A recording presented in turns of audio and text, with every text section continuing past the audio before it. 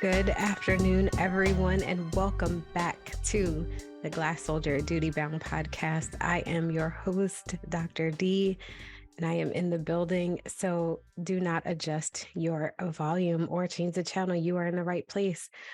I am so humbled and honored to be able to kick off April's Sexual Assault Awareness Month for this podcast.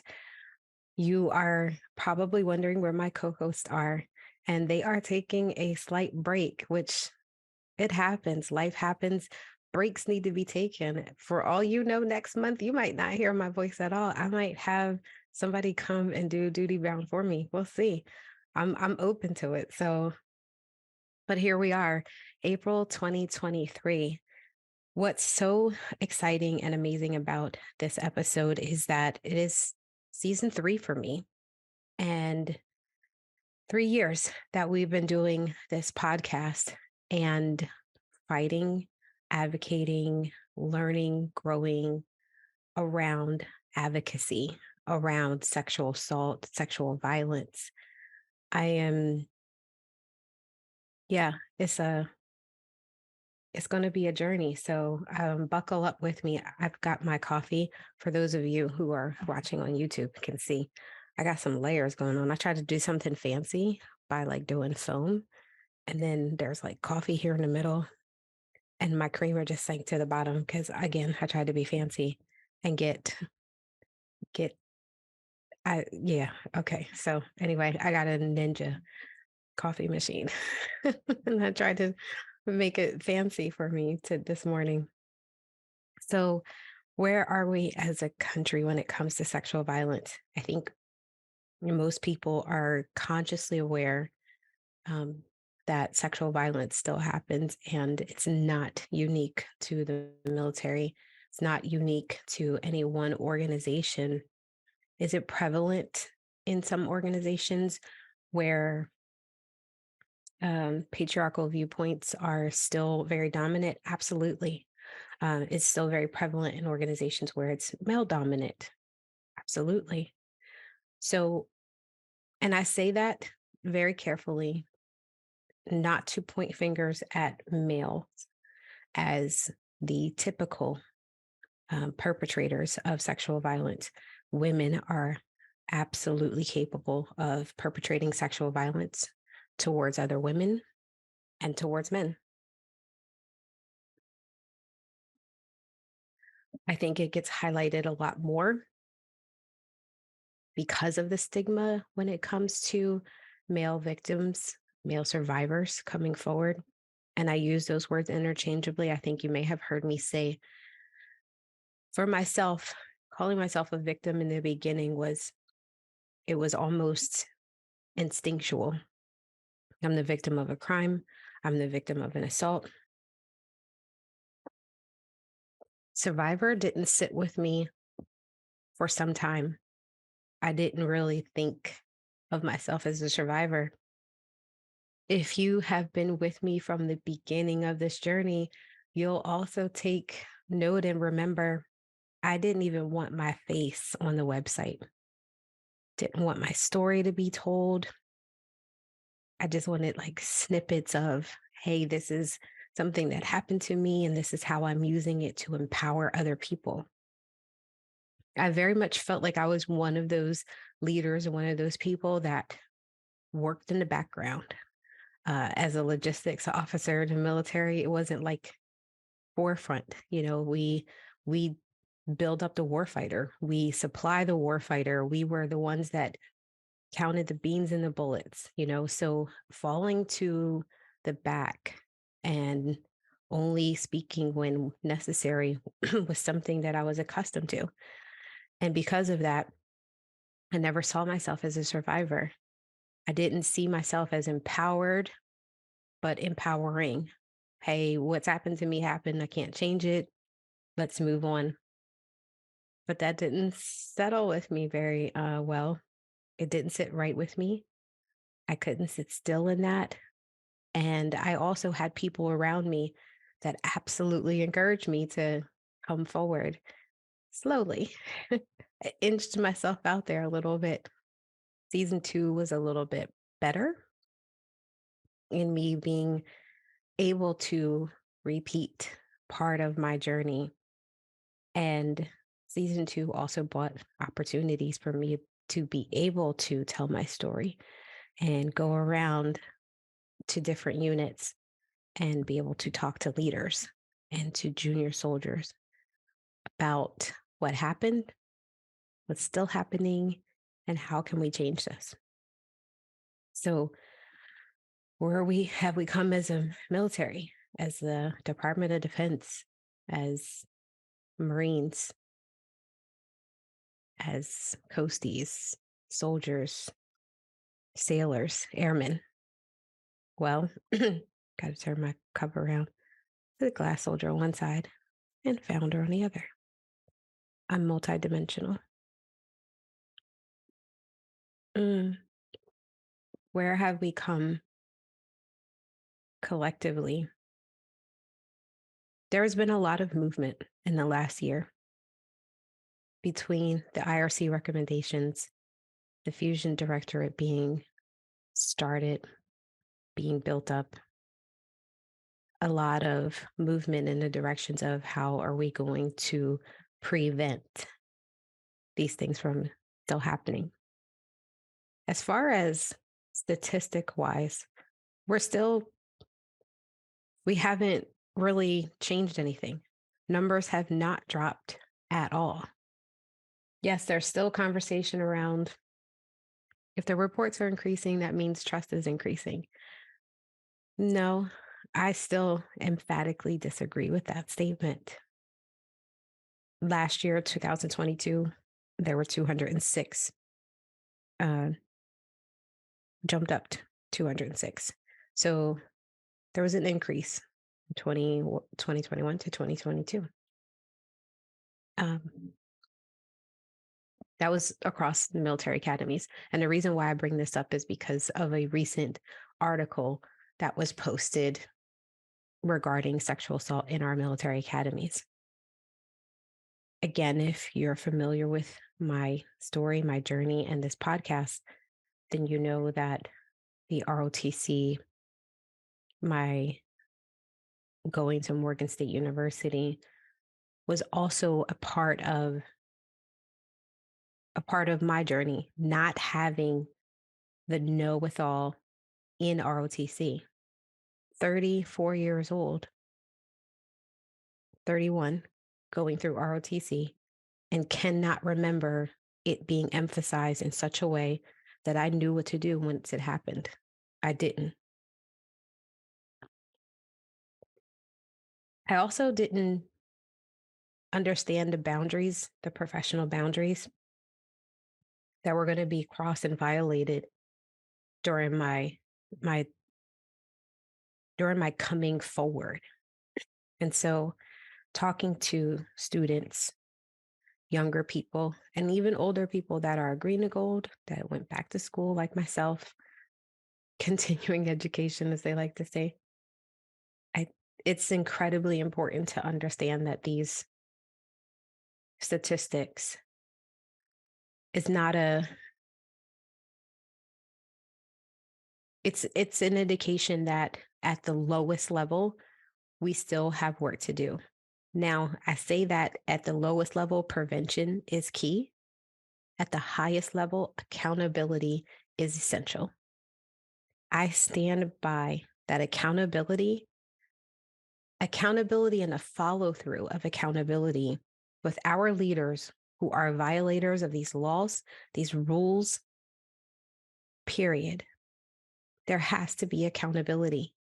There has to be the follow through of you don't get to choose your punishment. You do not get the option to decide your future when you were the one that made this bed. You now have to lie in it. So prevention is key. Absolutely. But so is accountability. And at the core of us at this organization, this unit, is accountability, collaboration, and transparency. Uh, that will always be our core values and our core foundation.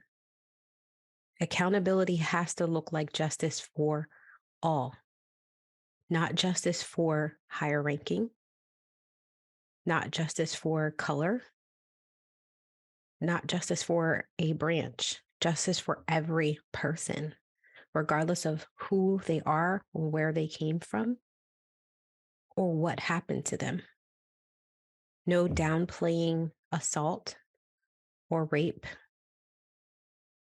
no reducing it to some narrative that allows the accused to get away with it and not be held accountable. That absolutely cannot happen and continue to happen any longer. So I think we're still there. So, ooh, what a journey. What a journey it has been. So, what has life been like in this advocacy space? Well, I've also learned some things about how small the advocacy space is when it comes to the military.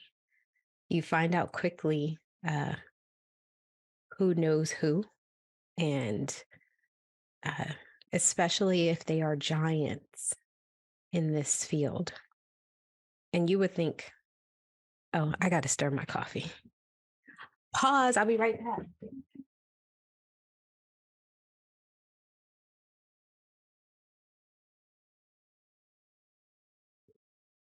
Yeah, I'm here. So you would think that in this country, there's many, many, many advocacy groups, and there are for the most part. You could throw a stone and hit one. The military organization is tiny.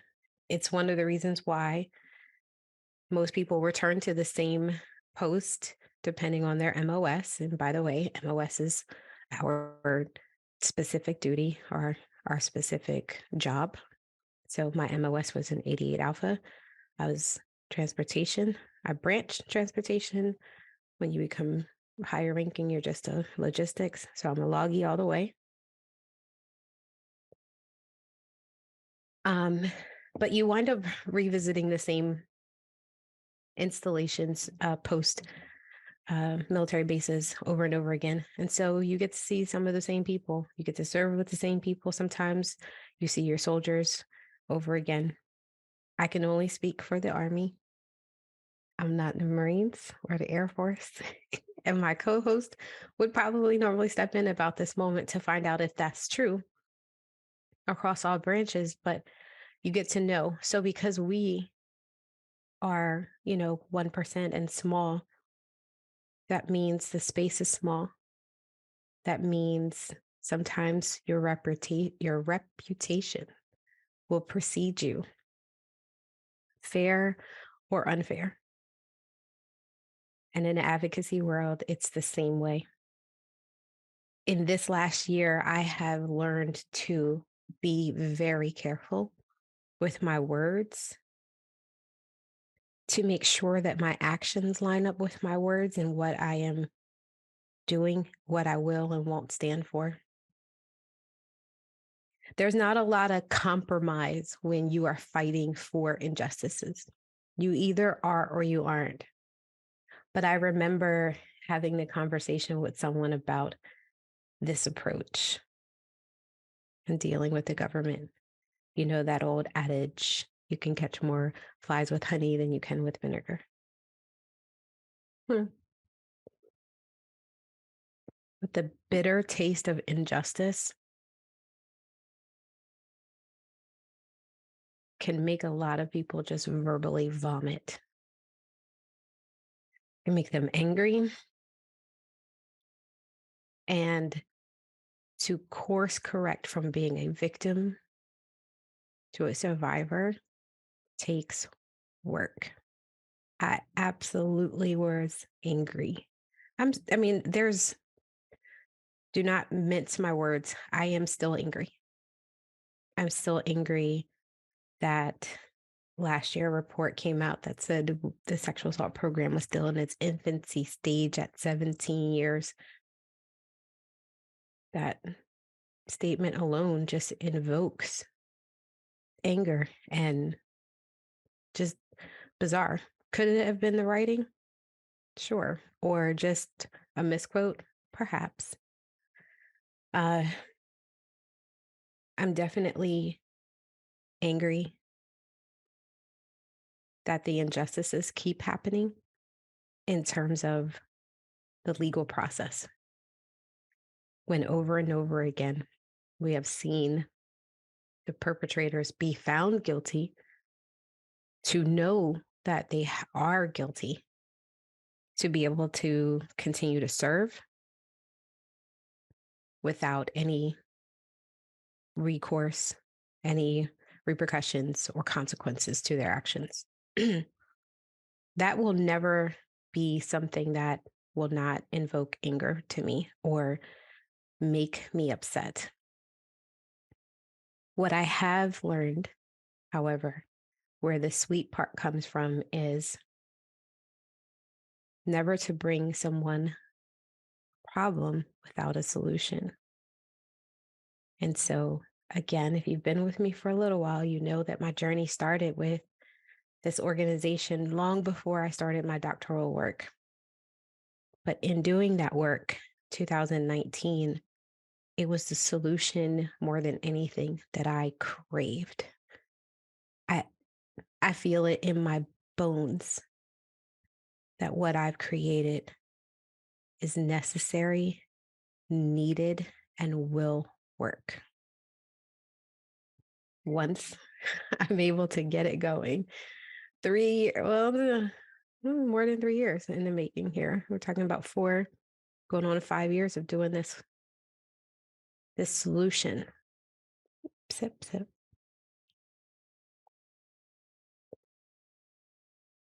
In between all of that, life has happened. It's not an excuse, it's an explanation. And so I've been able to do some genuine collaborations with other organizations. I've been able to sit on a few panels for other various organizations. Last year at this time, I think I was up in New York speaking before the Medgar Evers College Social Work.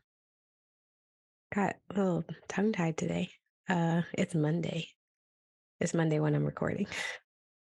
Either way, I was up there last year, this time, and able to talk about social work and my work as well, and what that was like. At that time, I was also working for a nonprofit in Baltimore with human trafficking survivors. And the lessons that I learned, the incredible strength of these young ladies sits with me so much so that just watching them being a part of their healing process, it's the best part of social work. And since I'm still recording in March for our April podcast, it's still Social Work Awareness Month. And the social worker saved my life. I attribute where I am today as a social worker to a young lady who I never got her name. I wouldn't even know her if she walked into this room right now. But I'll never forget her face, how soft and kind she was in one of the darkest times of my life.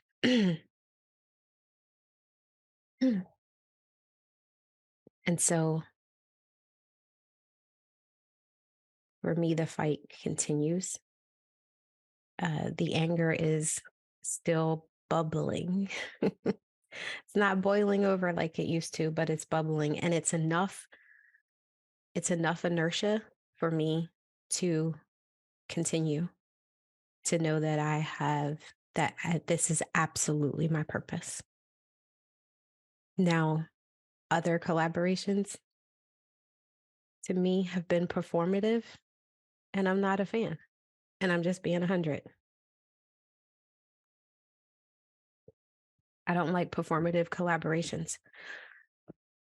And what I mean by that is there have been several cases of soldiers, military service members who have utilized social media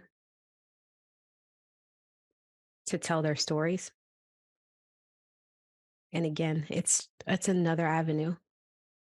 It's it's another way. The court of public opinion sometimes often wins. And because social media is still social currency for a lot of people, regardless of the justice, knowing that you have thousands of people backing you, thousands of people telling you you're going to be okay, thousands of people agreeing that what happened to you is absolutely disgusting, is still used.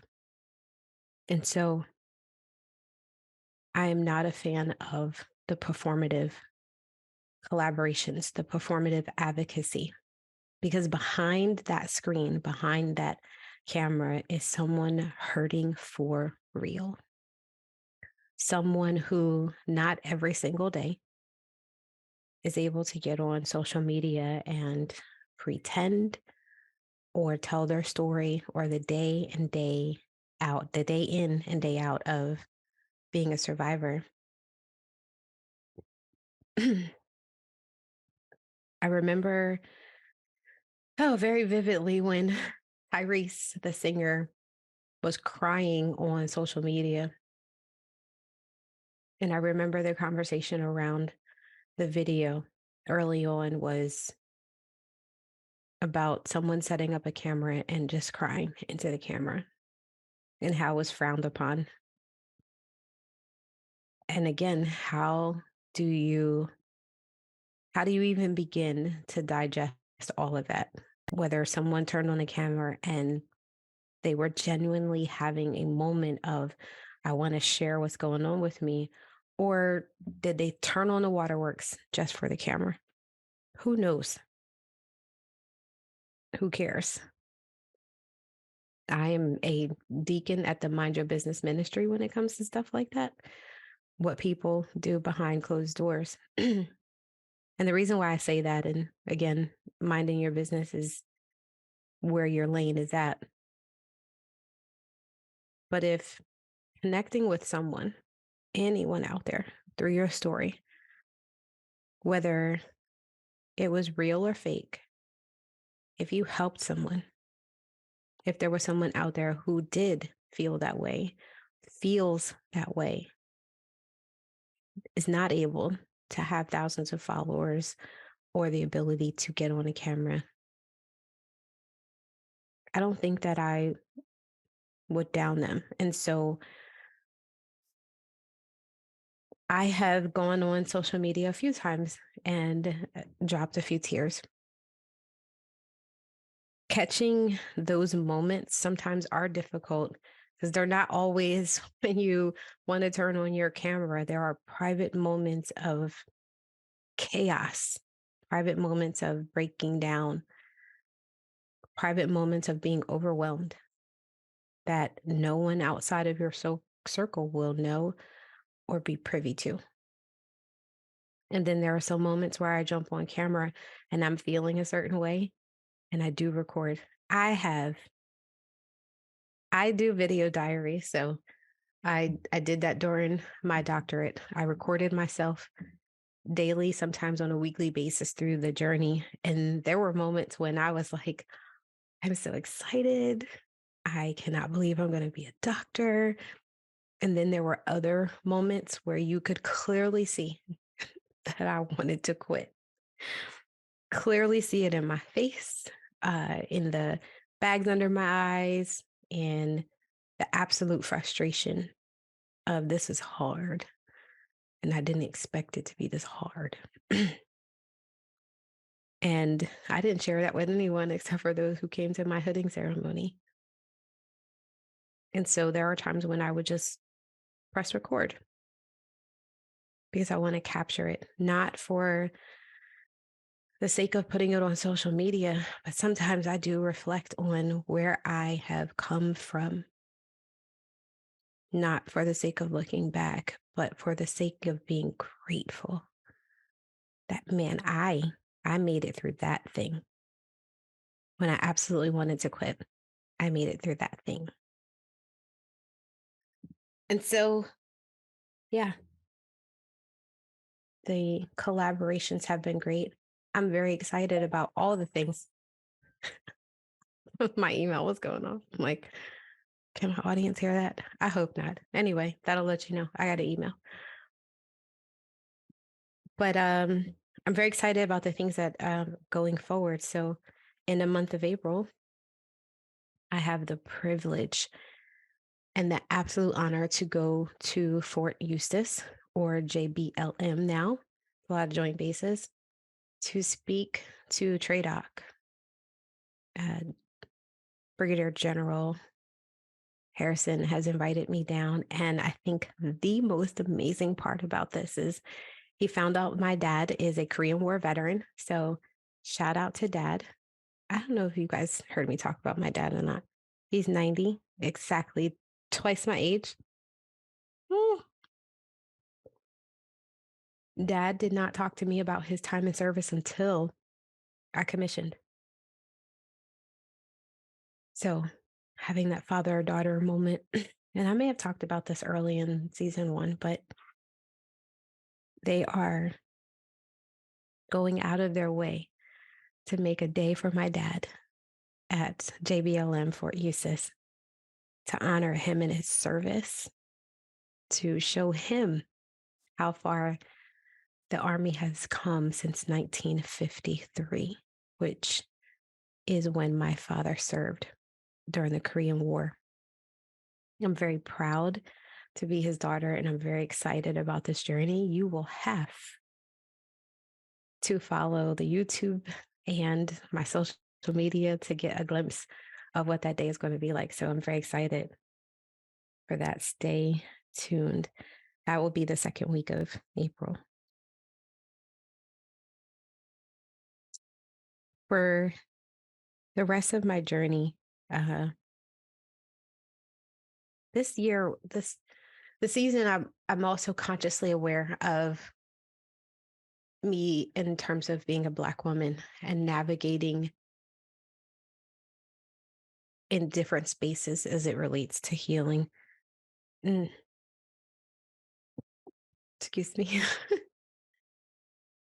For Black women to move in and out of various spaces and navigate our healing in a way that is that's progressive. It's stop and go. It is stop and go, depending on where you are.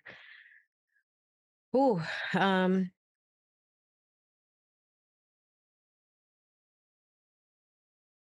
trying to find again, and I'm trying to be very careful. I have to be, and that in itself, ladies and gentlemen, that in itself is one of the reasons why going through this journey has been meticulous and restrictive. It's so many words because I have to be careful about the things that I say. I have to be careful how I show up because of stigma, because of stereotypes, because of people's ideologies around being a Black woman, that strong Black woman misconception of not being able to be vulnerable, to not being able to be angry, um, to feeling the need to fix everyone else except for ourselves.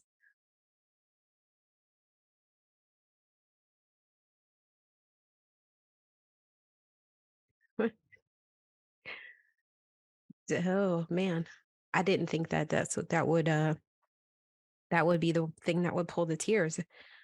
But last year, having been a part of a situation in which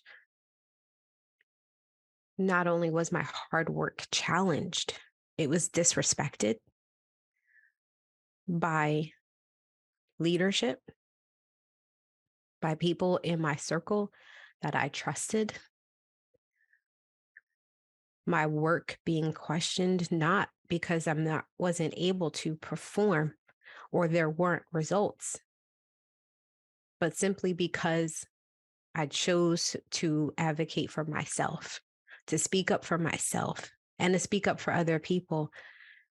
When I tell you, having to show up in that way pushed me towards entrepreneurship, solopreneurship. You see, if you saw my 5-day series that I did last couple weeks ago, about being honest about my journey,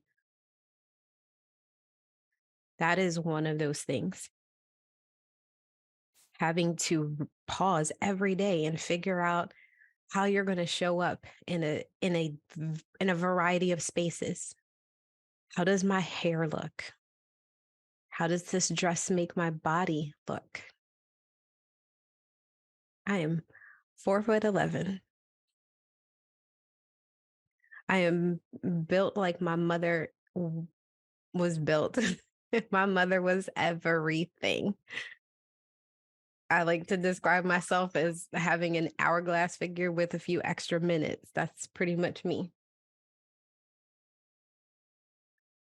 And so the over sexualization of Black women, the fetishizing of it, and really having to figure out, how do I tone down all of this that is my God-given right to have, so that I can get my message across.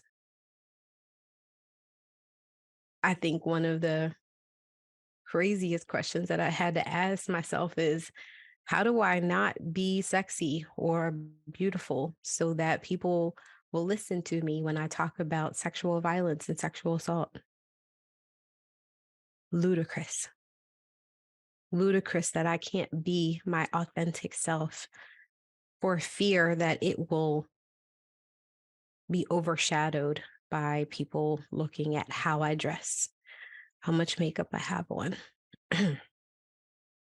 I have had comments and DMs that my team has been really good at keeping from me. I don't respond to them. Don't get me wrong. I've caught a few of them and I've never responded to them. I don't give way to the negative comments. There have been plenty of, this is why women don't belong in the army. I can see why you were assaulted or raped. Yeah, I've had them. I don't respond to them. I choose to believe that those are just bots and not a real person behind them. At least right now. I understand that there's a person, and sometimes there are people behind that. That, don't get me wrong, it's not a foolish statement of me thinking that there aren't people out there in the world like that. There absolutely are. It's just my way of getting through it and processing it. So yes, even as a podcaster, we switched to video, to doing the video, and I was also like, no, don't want my face out there. I don't want my face out there. Um, but getting comfortable with who I am and how I show up. Wearing my hair, coloring my hair. I went red last year. Was it last year? No, I think I went red after mom transitioned. That's usually when I do something. I make big changes after big changes. I think anybody does. So yeah, that's crazy because I'm sitting here still processing the fact that I was about to tear up with that whole situation. However, where I am today is you will get all of me. And all of me means me showing up with my face done, me showing up with my hair being in a variety of textures, colors, and lengths. me showing up in a form-fitting dress with a leopard print duster or a suit, a pantsuit. But you will also get all of me who puts work and research into everything that I say. The one who carefully crafts how she shows up, and not for the sake of creating a war within myself, but for the sake of knowing my audience and making sure that people are paying attention to my words, that I articulate myself in a way that you have moved past my hair. You've moved past my jewelry, my bodycon dress, my heels, that my work and what I leave people with are way more important. And so that's what you also get from me. And this month it's going to be incredibly triggering. I'm saying it out loud now. It's triggering. It's triggering for a few reasons for me, because this month, by the time this podcast airs, the day that this podcast airs will also be the day that I release my love letters to myself. And for the next month, I am choosing to use my voice to tell another part of me, in hopes that I connect with one person who is out there contemplating anything other than healing. So, where are we as going forward? It would, it's not lost on me what happened at Fort Hood recently with Anna Balasado Ruiz, and I hope that I'm pronouncing her name right. What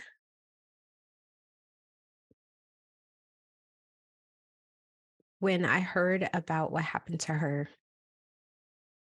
the mystery around her death, knowing that I stationed at Fort Hood, knowing that I was a part of First Cav, my heart just sank. She's a young lady. I have a daughter who's in her 20s.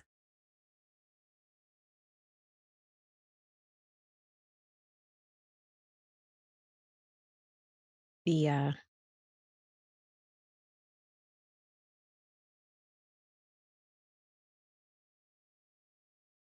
the idea of my daughter being away from me where I can't get to her,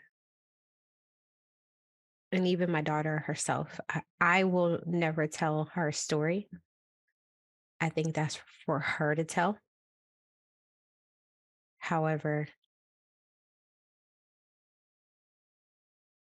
having my daughter being assaulted um, takes you on a whole other journey as a parent. When Vanessa Guillen was murdered, in one of the episodes when I talk about that, I tell everyone how when her mother did that press conference, the tears, the anger, the pain. Although I don't speak Spanish, I understood the language of pain. I understand the language of people in pain. And I was so, so deeply moved. And here another young lady is gone, and same thing, the same exact feelings um, came up of being a parent, having a daughter um,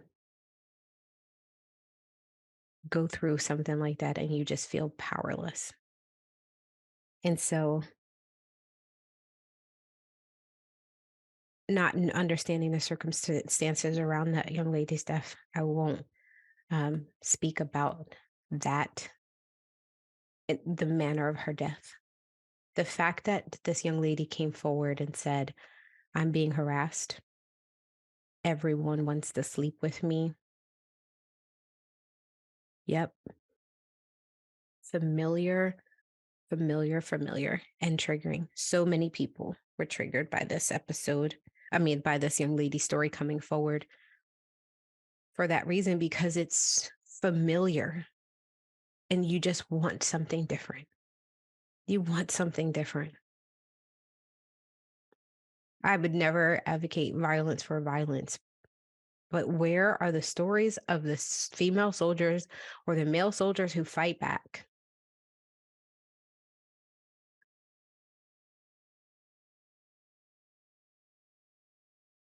Where are the stories of the leaders who get rid of, hold accountable to, and make sure that justice is followed through? Where are the stories of those leaders? I want to highlight them. I don't care if they're anonymous.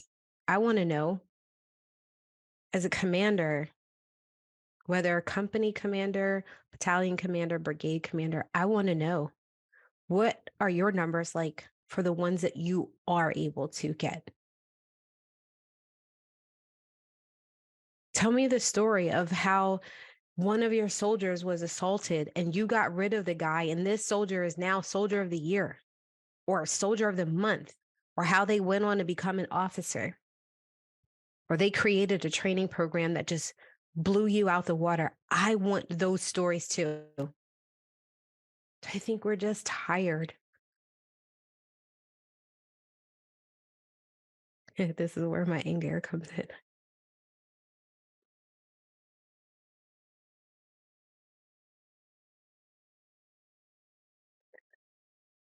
Everyone wants a feel good story. We look to the news for them all the time. Here's the tears again. We want to connect to the humanity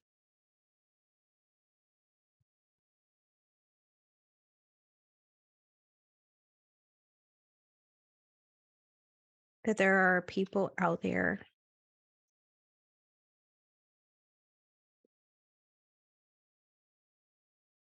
doing the right thing.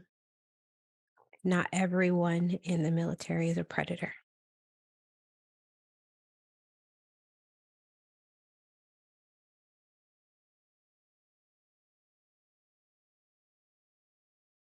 But if we don't catch these things at the lowest level for prevention purposes, it is a breeding ground.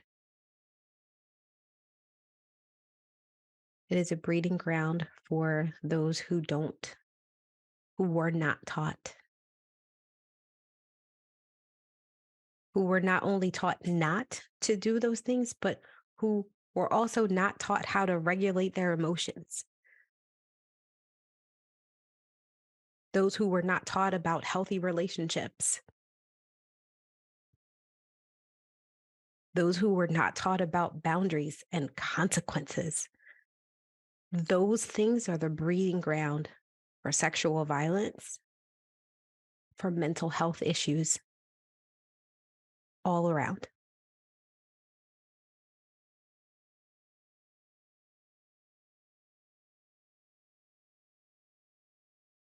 And so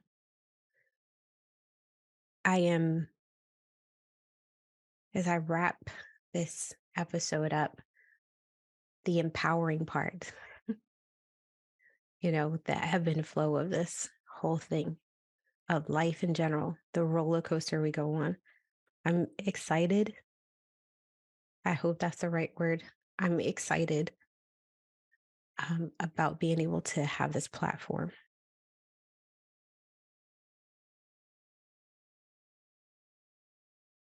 I am moved by the people that I'm able to connect with and help.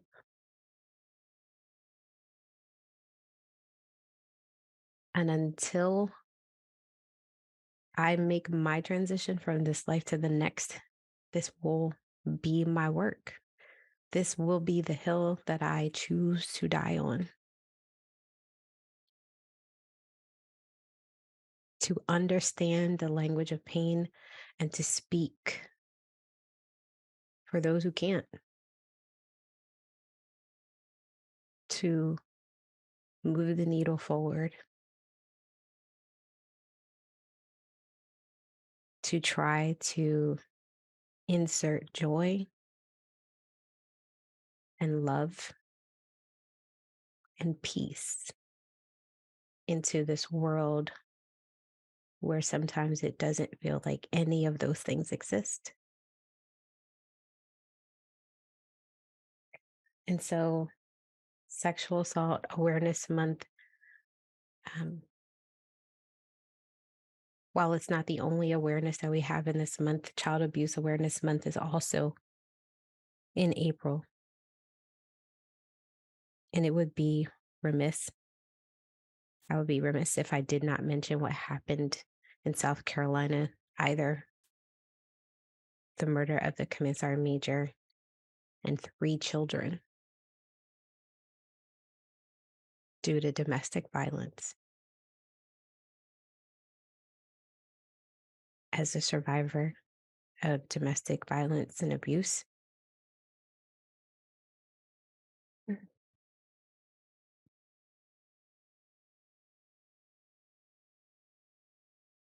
to be hurt and violated by a parent.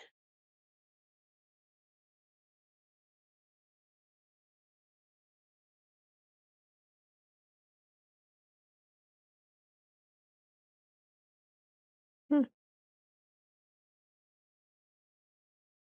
That story for sure.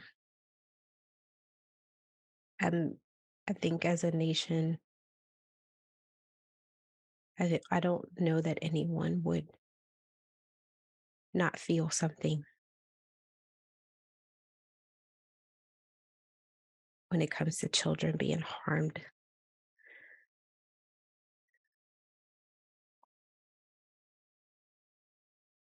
We have work to do. We have work to do. And I'm so grateful for the opportunity to be able to do so. The continuous learning, the pivot, being a part of Bunker Labs. Oh, I didn't even get to talk about that. Oh gosh, it's been incredible for me. The connections, the networking. It's exhausting. Y'all know networking always takes me out. I need a nap as soon as I'm done networking. But being able to connect to other veterans in this community, in this space, to share with them this journey and be able to go out and speak. Not only am I taking this fight from the military to the world, um, to the ROTCs, I'm also going to take it to corporations. My goodness. To our first responders. That means our police officers, our firefighters, our EMS, EMTs, any person who stands to serve people that are hurting also deserve to have someone understand, hear, interpret, and help them heal. So yeah, I'm taking that on too, in addition to. So I'm very ready and stand ready to take this to corporations as well. Of course, there's April Fool's Day. This is my favorite holiday. Again, if, if you've known me for a little bit, you know I have a sense of humor. I'm funny. I don't know why people would be surprised, but I'm funny. I'm so funny that my children no longer trust me on April Fool's Day. They don't live with me, which is crazy. So now I have to figure out some type of technical digital way to do an April Fool's joke because growing up, the house was not safe. It wasn't on April Fool's. I mean, everything from food to pranks to water to electrical tape.